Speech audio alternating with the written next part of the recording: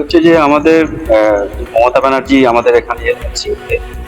উনি এসেছেন শুধুমাত্র একটাই কারণ, যেটা হচ্ছেন যে কিছুদিন আগে আমাদের দেশের প্রধানমন্ত্রী শ্রী নরেন্দ্র দামোদর দাস মোদী মহাশয় এসেছেন। তো বিশাল একটা জনসভা হয়েছে, যেটা চোখ কপালে উঠে পড়ার এবং কপালে ভাঁজ পড়ার মতন।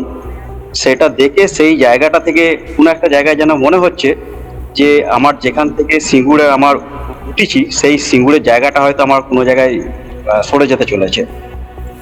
তো যার কারণে সেই ভয়েতে উনি ছুটে আসছেন।